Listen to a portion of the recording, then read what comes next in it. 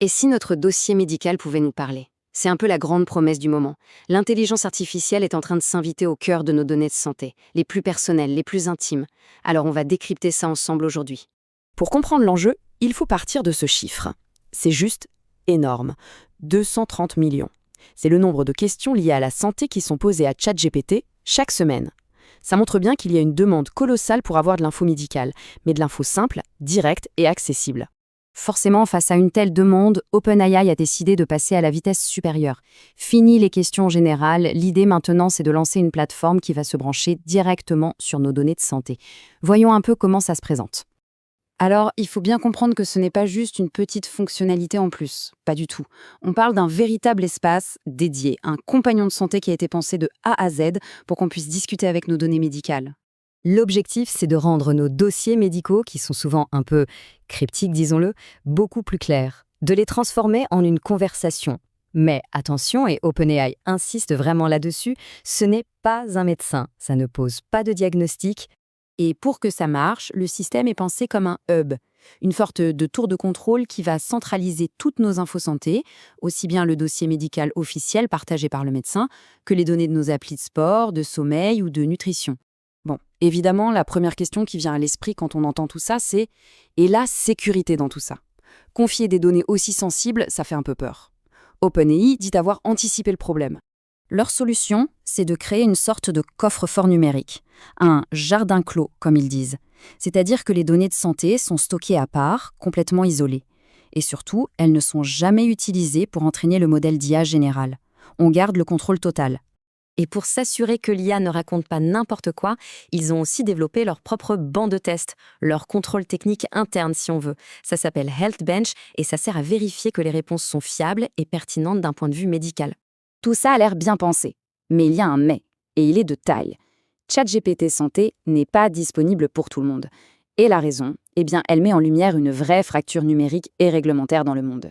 Ce qui est super intéressant, c'est le timing. Ce n'est pas la première fois que des géants de la tech essayent, on se souvient des échecs de Google ou Microsoft, mais là, on a deux acteurs majeurs qui se lancent quasiment en même temps, mais chacun de leur côté de l'Atlantique, avec des règles du jeu totalement différentes.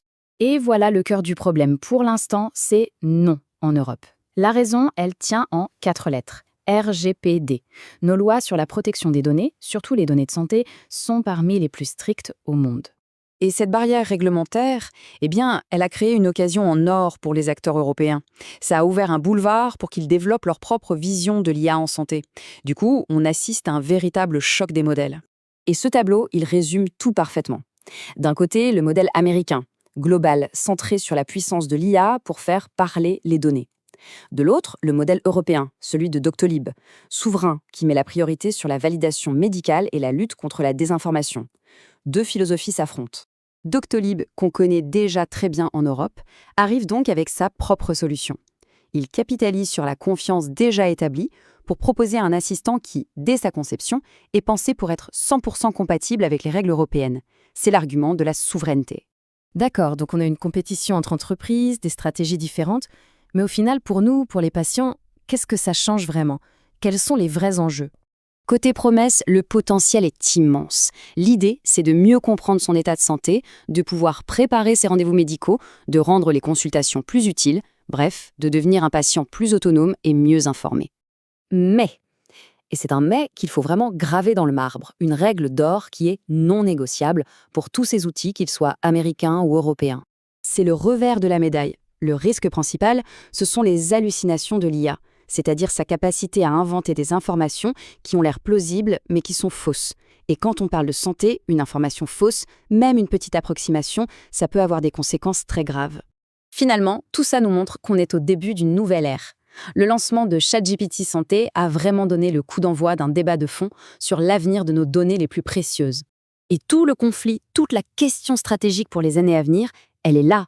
Est-ce que les gens préféreront confier leurs données à une IA américaine surpuissante pour avoir des réponses tout de suite, ou est-ce que les plateformes européennes, basées sur la confiance, arriveront à proposer une technologie aussi performante assez vite?